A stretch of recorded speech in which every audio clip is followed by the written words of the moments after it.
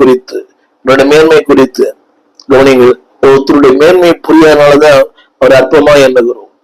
உறவுகள்ல கூட கணவனுடைய மேன்மை மனைவிக்கு புரியல, so she despised. அதே போல மனைவியின் மேன்மை புருஷனுக்கு புரியல. இன்னைக்கு நிறைய திருச்சல் வருகிற அநேக சகோதரிகள், தாய்மார்கள், அவளுக்காக நன்றி சொல்லுகிறேன். அவருடைய தியாகம், அர்ப்பணம். அநேக கணவன்மார்கள் அவருடைய பக்தியை மதிப்பதில்லை. ஓடி வருவாங்களே, தேவைக்காக மட்டும் ஜெபிக்க சொல்றாங்க. ஆனால் அந்த மனைவியை ஆலயத்துக்கு கொண்டு போய், வாகனம் இருக்கிறது, பாவம் அந்த மனைவி, நடந்து வருகிறார்கள்.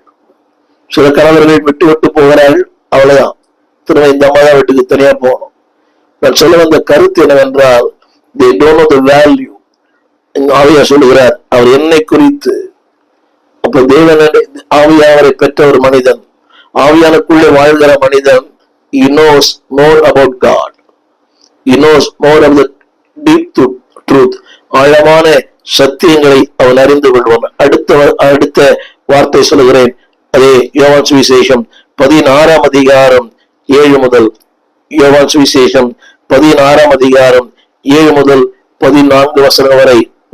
நீண்ட ஒரு வசனம், நேரம் இல்லாதனாலே ஒரு சில வார்த்தைகளை மட்டும் படிக்கிறேன். 16ஆம் அதிகாரம் 7ஆம் வசனம். நான் உங்களுக்கு ஒரு உண்மையை சொல்லுகிறேன், நான் போகிறது உங்களுக்கு பிரயோஜனமா இருக்கும். நான் போகாதிருந்தால் தேற்றரவாளன் உங்களிடத்துல வரார். நான் போவேனே ஆகில் அவரை உங்களிடத்திற்கு அனுப்புவேன். நான் சொல்ல விரும்புகிற கருத்து என்னவென்றால், ஒரு துன்பத்திலும் ஒரு இன்பம். அந்த வார்த்தை 8ஆம் வசனம்.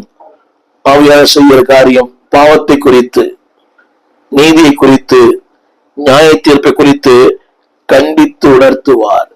என்னை கேட்டுக்கொண்டு பிள்ளையே, ஜனங்களுக்கு அந்த பாவத்தை குறித்து உணர்வே இல்லை, பாவத்தை குறித்த ஒரு வெளிச்சம் இல்லை, பாவத்தை குறித்த ஒரு பாரம் இல்லை.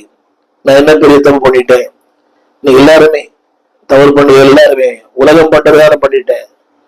ஆவியா வரும்போது நான் செய்தியில சொல்லுகிறேன், பாவத்தை குறித்தும் நீதியை குறித்தும் நியாய தீர்ப்பை குறித்தும்.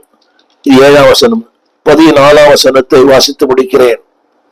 14ஆம் வசனம். அவர் என்னுடைய எடுத்து உங்களுக்கு அறிவிப்பதனாலே என்னை மகிமைப்படுத்துவார். ஆவியானவரை பெற்ற ஒரு மனிதன் தன்னை மகிமைப்படுத்த மாட்டான். இந்த எல்லாருக்குமே அந்த புனைப்பேரை சொல்லி சொன்னாதான் அவளுக்கு மகிழ்ச்சி. புரிய நினைக்கிறேன். அந்த புனைப்பேர், ஒரு பிஷப், ரெவரன், டாக்டர், அவங்க பேரை சொல்லி அவங்க பேரை சொன்னாதான் மகிழ்ச்சி. தேவையில்லை.